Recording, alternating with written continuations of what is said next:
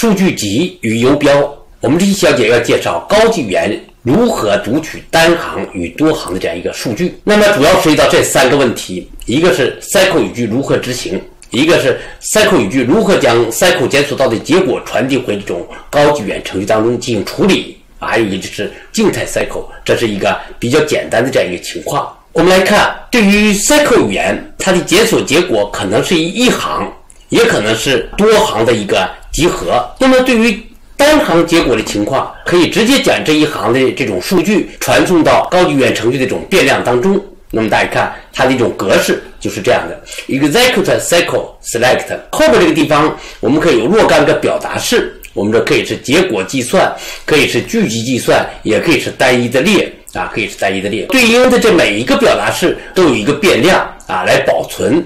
这个表达式的值这表达值。那么大家看，这是 select from where， 那 from where 我们都已经熟悉了，我们不给大家过多的去讲了。那么这里面在这个 select 后面我们增加了一个 into into， 那么这个 into 后面可以有若干个变量，那么这些变量都是高级语言程序的这样一个变量那么它对应着我们这个 select 子句后面的表达式1、表达式2，一个一个的表达式相对应。这是我们说在这里面，我们给大家举个例子。那么 select sname sh into vsname vsh， 那么大家看 vsname 保存的是 sname 的值， vsh 保存的是 sh 的值，这是我们在这里面 from student where sname 等于 special name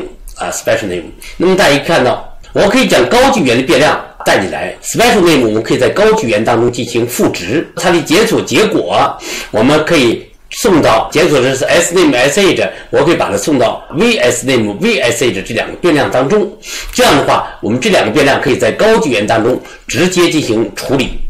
这是我们的检索单行结果，应该说很简单。那么 cycle 语句很可能它的这种检索结果是一个多行，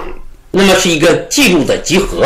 那我们来看，这是一个数据库数据库是一个数据表 student， 我们要执行一个切入 cycle 语句，这个切入 cycle 语句从这个集合当中检索出来的产生了这个集合，这个集合可能是多条记录多条记录。当多条记录的时候，怎么被高级语言处理呢？这个时候就需要使用游标就需要使用游标，叫做 class。 这个游标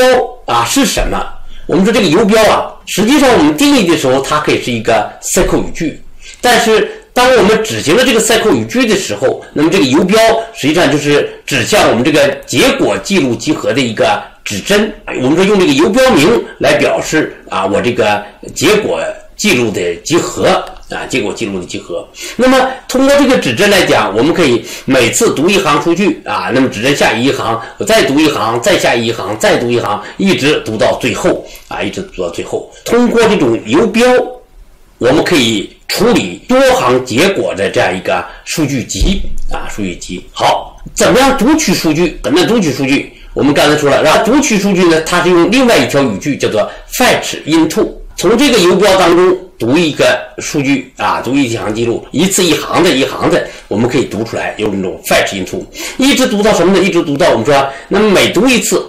这个指针就会往下移动一次，每读一次，这个指针往下移动一次，一直遇到我们说有一个叫做 EOF， 也就是说我这个最后一条记录的后面，当指针移到这个地方的时候，就表示没有记录了就表示没有时间，也就表示读完了读完了。这就是游标怎么样读取数据。那么因此游标的使用我们就可以看得出来它是这样的一个过程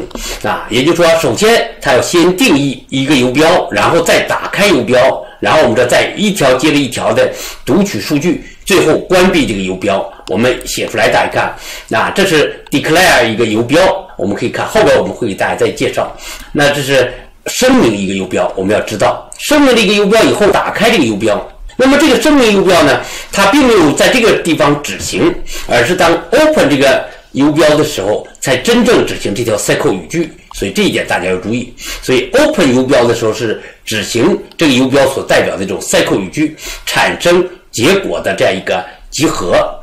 然后进一步来讲呢，我们可以用 fetch 从这个游标里头 fetch 一条记录 into 到一些高级语言程序变量当中。那么大家看，这是高级语言程序变量，都带着冒号都带着冒号那再进一步来讲，不断去处理不断处理。那么处理完了以后，我们可以 close 这个游标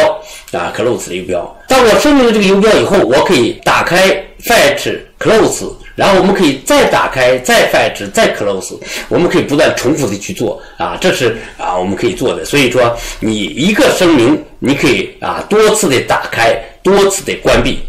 所以我们这里面大家要注意，就是这个 open 一个游标的话那我们说是执行这个游标所代表的 SQL 语句产生结果的记录集合，而声明这个游标的时候只是一个定义，它并没有执行所以这一点大家是要注意。